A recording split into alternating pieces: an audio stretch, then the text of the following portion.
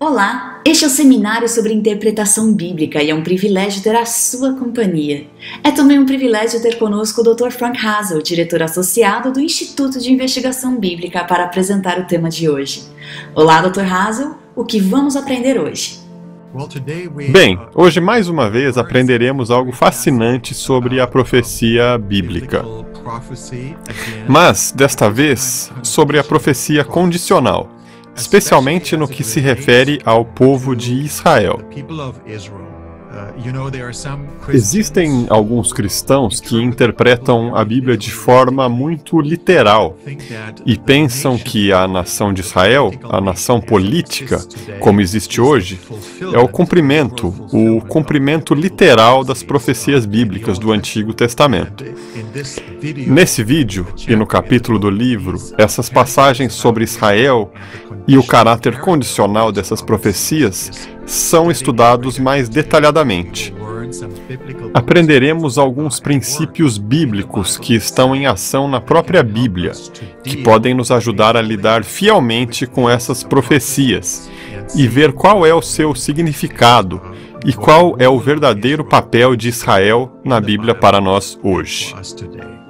E quem apresentará este tópico? Quem compartilha esta mensagem conosco é o Dr. Elias Brasil de Souza.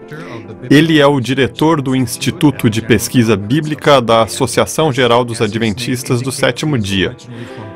Como seu nome indica, ele é de origem brasileira, da América do Sul, e lecionou lá por muitos anos em nossas escolas e adquiriu seu doutorado na Universidade Andrews.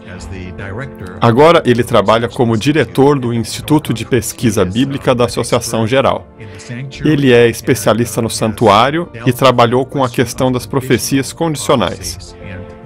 Eu acredito que você ganhará algumas percepções bíblicas muito interessantes e úteis sobre a natureza dessas profecias. Ao estudar esse tema, espero que isso lhe traga uma bênção. Que Deus ajude você a entender melhor a mensagem bíblica dessas passagens.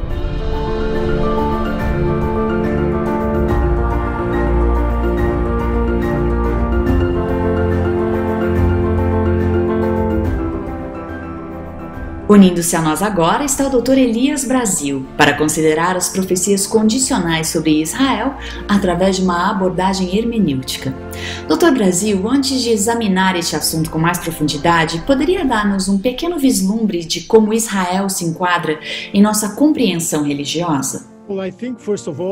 Bem, em primeiro lugar, temos que fazer uma distinção entre o Israel do Antigo Testamento, o Israel bíblico e o Israel de hoje como nação, entre outras nações do Oriente Médio. Portanto, essa distinção deve ser feita. Do contrário, vamos confundir as coisas e criar certos problemas hermenêuticos para nosso entendimento das Escrituras. Várias passagens do Antigo Testamento tratam de Israel. Várias passagens do Antigo Testamento falam sobre Israel. Mas, quando essas passagens falam sobre Israel, devemos ter em mente que não as entendemos como sendo uma referência ao Estado de Israel, mas como uma referência a Israel dentro da estrutura da aliança entre Deus e o seu povo no Sinai, da aliança entre Deus e Abraão.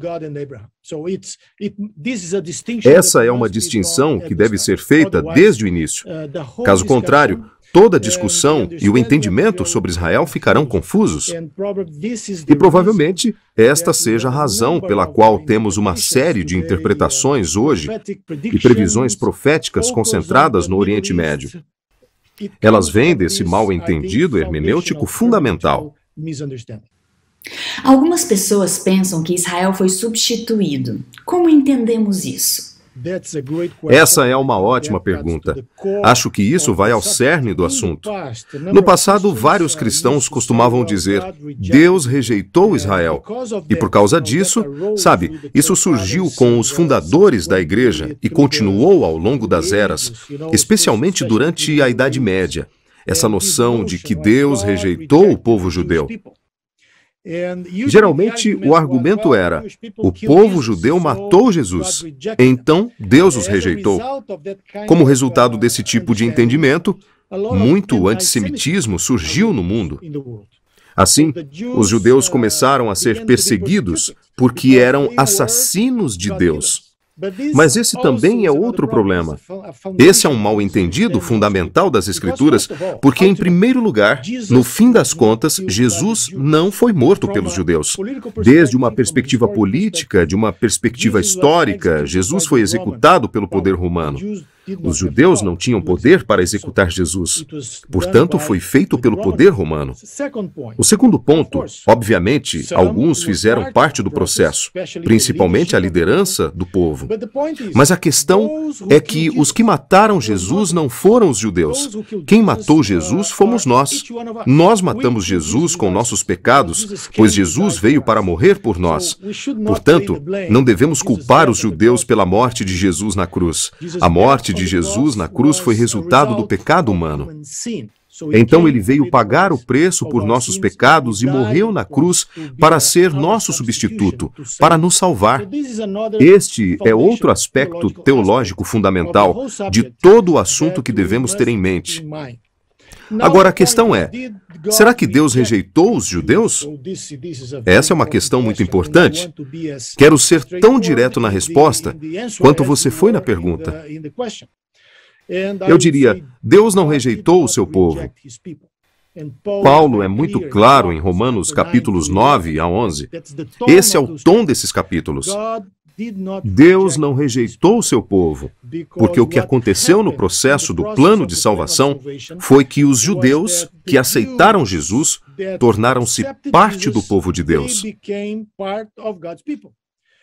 Quando Jesus veio para estabelecer sua missão na terra, para realizar a salvação por meio de seu ministério e sua morte na cruz, primeiro ele estabeleceu, digamos, um grupo de pessoas que chamaríamos de povo de Deus, o remanescente. Eles se juntaram a Jesus. Ele escolheu 12 pessoas para segui-lo porque Jesus estava reconstruindo Israel. Para reconstruir Israel como um remanescente, ele escolheu 12 judeus para segui-lo. Portanto, não podemos dizer que Jesus ou Deus rejeitou os judeus. Os judeus estavam no centro de tudo que Jesus veio fazer.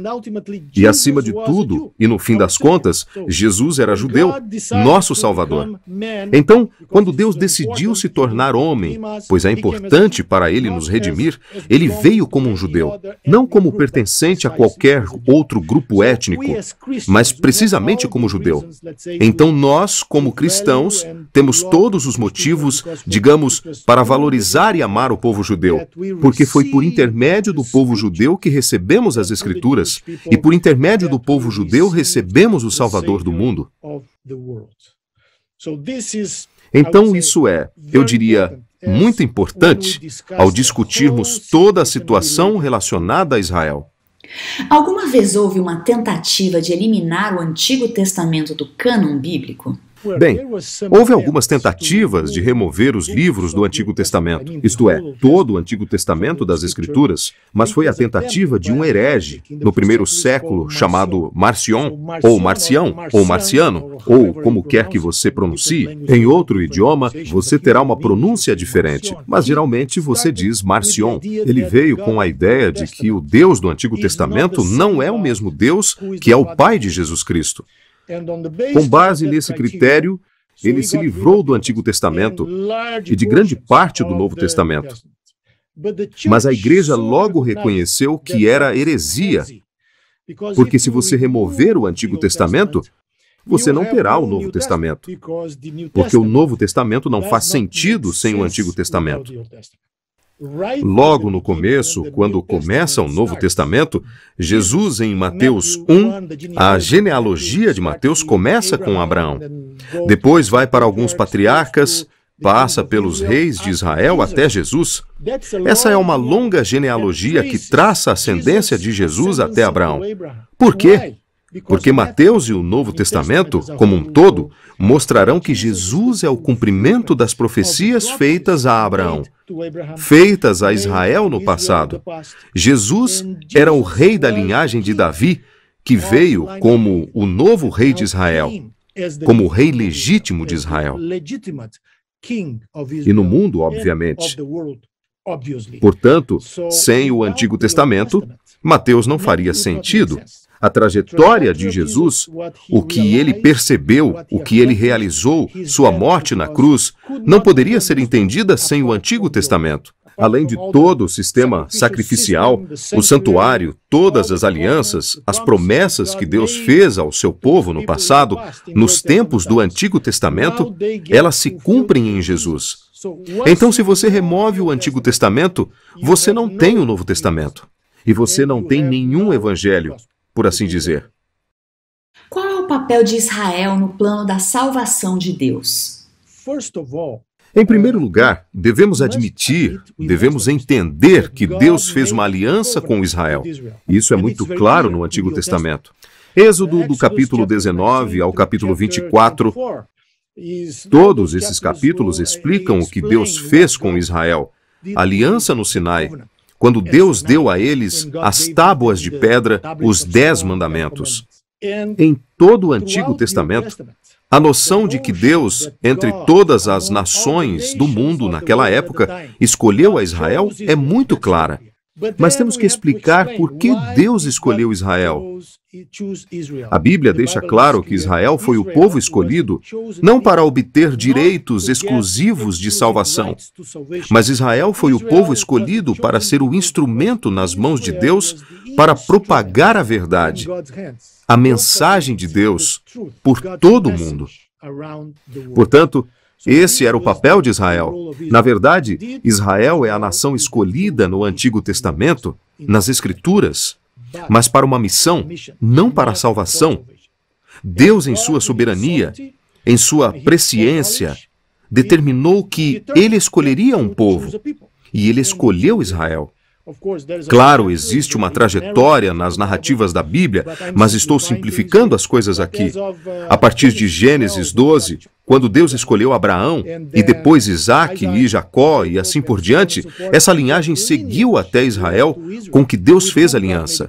Portanto, no Antigo Testamento, em todo o Antigo Testamento, nos profetas, nos livros históricos, é muito claro que Israel foi o povo escolhido de Deus para cumprir a missão de Deus, porque a salvação sempre esteve disponível para todos. Mas por meio de Israel, Deus queria que o mundo conhecesse o seu caráter, conhecesse a verdade, e esse era o propósito de Israel. É por isso que Deus escolheu Israel. Que outras razões devem ser escolhidas? Em várias ocasiões em sua história, eu acho que os israelitas, eles ficaram muito orgulhosos de sua posição no mundo. Às vezes se esqueciam de que foram escolhidos para servir e não para ser servidos. Eles foram escolhidos como favoritos de Deus para a missão e não para a salvação. Esta é a razão pela qual temos tantas mensagens proféticas no Antigo Testamento, também direcionadas a Israel e dando mensagens de repreensão a Israel, pois eles haviam se afastado dos caminhos de Deus. Eles haviam se envolvido muito com as nações vizinhas. Em vez de transmitir as palavras de Deus ao mundo, estavam absorvendo a cultura ao seu redor e, portanto, distorcendo sua função como uma demonstração do caráter de Deus para o mundo ao seu redor. É por isso que acabaram no exílio. Em 722 a.C., a parte norte de Israel, o reino do norte de Israel, foi feita cativa e basicamente dissolvida pelos assírios. Posteriormente, em 586 a.C., os babilônios vieram e levaram Judá para a Babilônia. Foi por causa disso, porque eles falharam em sua missão, e Deus teve que repreendê-los. Portanto, ao mesmo tempo, no Antigo Testamento, há promessas maravilhosas feitas a Israel de que Deus viria, habitaria entre eles e colocaria sua glória em Jerusalém, e as nações do mundo fariam peregrinação para aprender de Deus em Jerusalém. Então, todas essas promessas estão lá. Aqui está o cerne do problema, pois algumas pessoas pegam essas promessas e dizem que elas devem se aplicar hoje a Israel. Existe um papel para Israel como nação nos acontecimentos finais? Antes de mais nada, deixe-me voltar à questão da hermenêutica, a questão da interpretação, que abordei brevemente no início da nossa conversa. Devemos entender que nossa interpretação do Antigo Testamento, e principalmente das profecias relacionadas a Israel, devem ser interpretadas à luz de Cristo, à luz do Novo Testamento. Não devemos pegar as profecias feitas para o Israel do Antigo Testamento e interpretá-las literalmente, ignorando a interpretação dessas mesmas profecias no Antigo Testamento, e especialmente na vida, no ministério de Jesus Cristo. Quando Jesus veio a este mundo, como mencionei antes, ele reuniu em torno de si um grupo de discípulos ou apóstolos, 12 deles. Com isso, ele sinalizava a todos que estava reconstruindo Israel. Esse grupo de homens judeus era o novo Israel. E ele escolheu exatamente 12, porque 12 era o número das tribos de Israel no Antigo Testamento. Assim, Jesus reconstrói Israel ao redor de sua pessoa. Em várias passagens do Novo Testamento, especialmente em Mateus, Jesus se apresenta como o novo Israel. Em outras palavras, Jesus é a nação de Israel. Jesus encarna em sua pessoa Israel, porque ele veio da linhagem de Davi, porque ele veio para cumprir as profecias do Antigo Testamento feitas a Israel. Agora, o novo Israel, ou o Israel de Deus, é Jesus, e os discípulos que se uniram a ele, e muitos outros judeus que se juntaram a Jesus. Porque às vezes pensamos que o povo judeu simplesmente rejeitou Jesus. Isso não é totalmente verdade. Não é. Claro, alguns judeus, e provavelmente um bom número deles, não aceitaram a mensagem de Jesus. Mas um bom número de judeus se uniram a Jesus. A igreja primitiva era basicamente formada por judeus. Portanto, os judeus eram o núcleo do novo Israel. Mas naquele grupo de pessoas, Deus tinha um plano para o mundo. Para o antigo Israel, para o Israel do Antigo Testamento, Deus havia prometido a terra de Canaã. Deus prometeu habitar entre eles no Monte Sião, no templo, o que ele fez muitas vezes. Ele deu aquela terra para eles, mas em Jesus Cristo, Deus estava prometendo o mundo inteiro ao seu povo. Em Jesus Cristo, o instrumento de salvação de Deus para o mundo não é mais uma nação, mas um povo que é multiétnico, que está presente em todo o mundo. Devemos entender isso antes de abordarmos especificamente a questão de qual é o plano de Deus para Israel hoje. Hoje, todos aqueles que estão em Jesus, de acordo com o apóstolo Paulo, são descendentes de Abraão. Eles são verdadeiros israelitas. E isso é o que define teologicamente um verdadeiro israelita hoje. Estar em Jesus, estar conectado com Jesus, pois Jesus é o verdadeiro Israel. Jesus é o verdadeiro rei de Israel. Jesus é o descendente de Davi. Portanto, ele personifica em si mesmo a nação de Israel. Dessa forma, se estamos em Jesus, somos o verdadeiro Israel. O Israel de Deus hoje é cada um de nós que está em Jesus, que segue Jesus. Por nosso intermédio, Deus quer alcançar o mundo da mesma forma que ele, é claro, queria alcançar no tempo do Antigo Testamento, por intermédio de um grupo étnico, Israel. Portanto, dessa perspectiva, sua pergunta, qual é o papel de Israel, o Estado de Israel hoje no plano de Deus? Deixe-me dizer a você, hoje Israel é uma nação entre outras nações. Para nós, Israel é historicamente especial, porque por meio de Israel temos as Escrituras. Então eu diria que Israel e o povo judeu são uma espécie de memórias históricas do que Deus fez por nós no passado e continua a fazer hoje. Porque fico pensando, se Israel houvesse desaparecido como os Moabitas, os Amonitas e muitos outros grupos étnicos do passado, algumas pessoas diriam hoje, bem, tudo que está na Bíblia sobre esse povo de Israel não é verdade. como algumas pessoas estão dizendo hoje, negando a historicidade da Bíblia. Mas quando se trata de Israel, ninguém pode dizer isso, pois a nação de Israel está na Palestina. Ninguém pode negar que a Bíblia é verdadeira quando a Bíblia se refere ao que as pessoas chamavam de Israel, quando a Bíblia fala de Judá, de Canaã, da terra de Israel, porque ela está lá.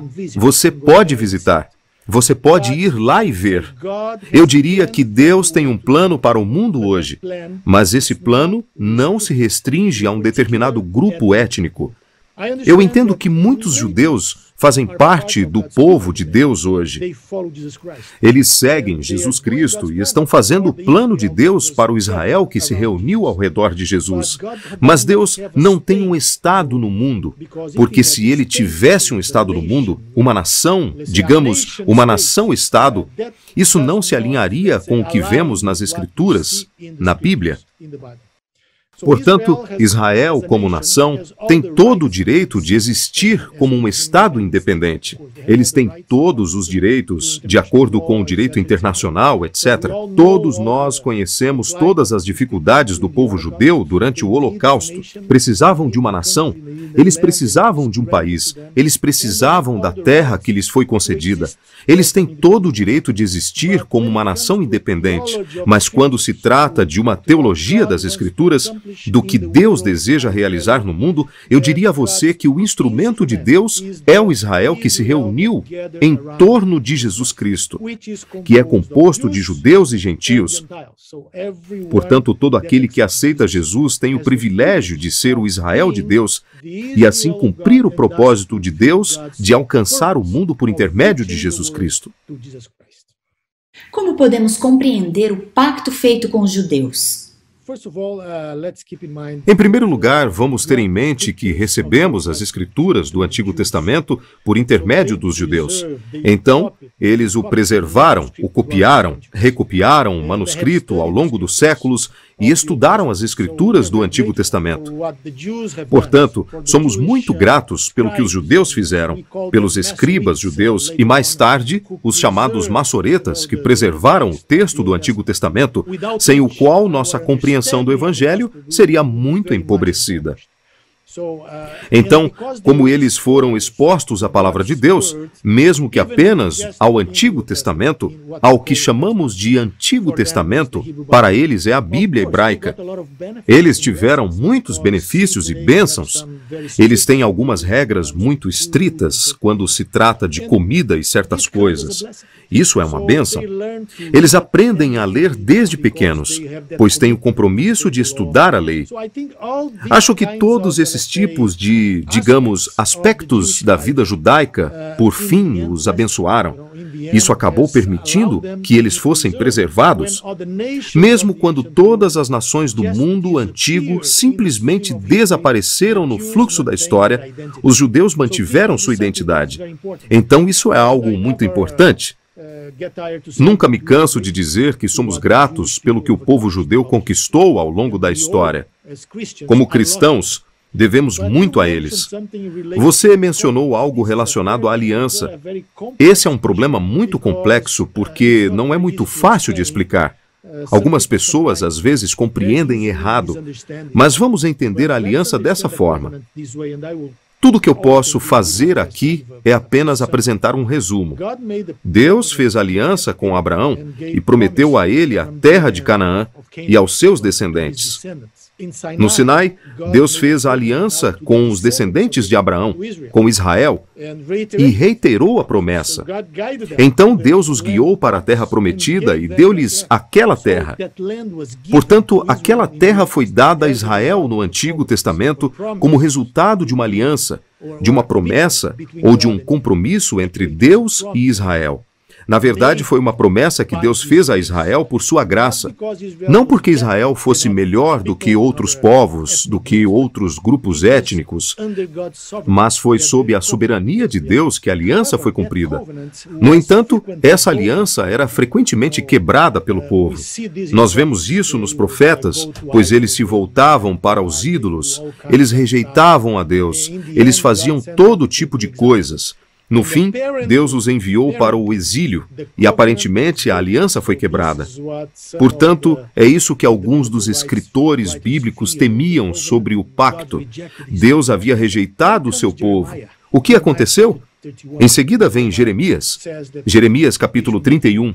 Jeremias diz que eles não deveriam temer, pois Deus faria uma nova aliança. Deus renovaria a aliança com o seu povo.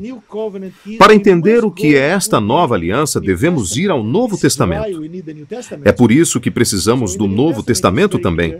No Novo Testamento, é muito claro que a nova aliança que Deus faz com o seu povo, que de alguma forma, eu não diria que substitui a antiga, mas cumpre a antiga aliança, isto é, a aliança com Abraão e outros, ou a aliança no Sinai.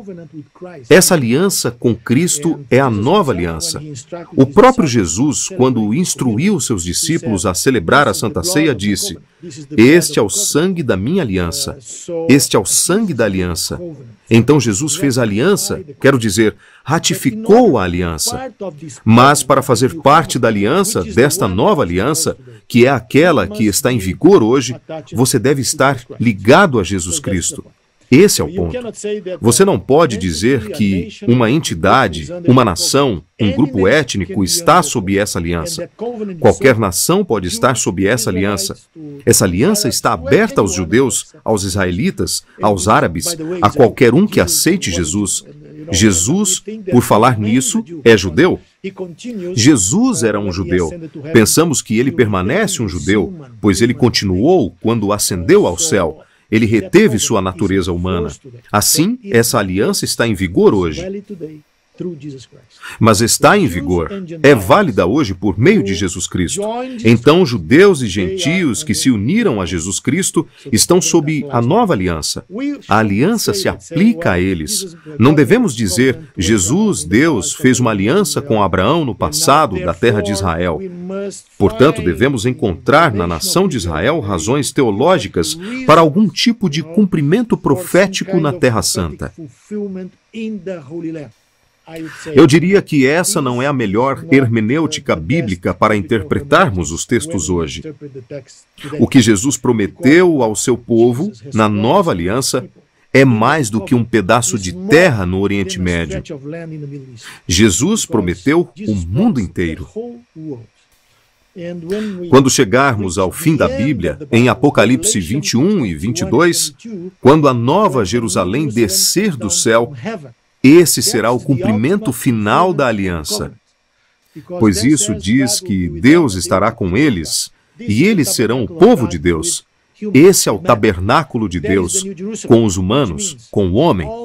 Essa é a Nova Jerusalém, que significa todas as promessas que Deus fez a Israel no Antigo Testamento, a nação de Israel no Antigo Testamento. Agora, eles encontram o seu cumprimento na Nova Jerusalém, no povo de Deus reunido em torno de Jesus. E isso não se restringe a um pedaço de terra no Oriente Médio. Isso abrange o mundo inteiro. Essa é, eu acho, a melhor maneira de entender a aliança. Deus rejeitou os judeus e os substituiu pela igreja? Sim, já falamos sobre isso. Esse é um assunto muito debatido. Foi mais no passado, provavelmente não é tanto hoje. Acho que é uma questão de usar corretamente a linguagem. Portanto, não devemos dizer que Deus rejeitou o povo judeu. Deus não rejeitou o povo judeu. O povo judeu tinha todos os privilégios da aliança. Eles conhecem a Bíblia muito mais do que muitas outras pessoas. Então, de certa forma, eles têm ainda mais vantagens quando comparados a outras pessoas. Deus não os rejeitou, mas Deus os convida a se unir ao verdadeiro rei de Israel, ao verdadeiro descendente de Davi, Jesus Cristo. Uma vez que um judeu ou outra pessoa de qualquer etnia se une a Jesus Cristo, essa pessoa se torna um filho de Abraão, uma filha de Abraão. É isso que Paulo diz em Romanos. Então, o que define um descendente de Abraão? O que define um verdadeiro judeu não é o sangue étnico, não são as origens étnicas, mas seguir a Jesus Cristo. Aqueles que seguem a Jesus Cristo e aceitam Jesus pela fé são os verdadeiros descendentes de Abraão. Em resumo, eu nunca diria que Deus rejeitou o povo judeu. Deus abraça todos que o aceitam, que aceitam Jesus como seu Salvador pessoal. Obrigada, Dr. Brasil, e obrigada a você por ter participado conosco. Até a próxima!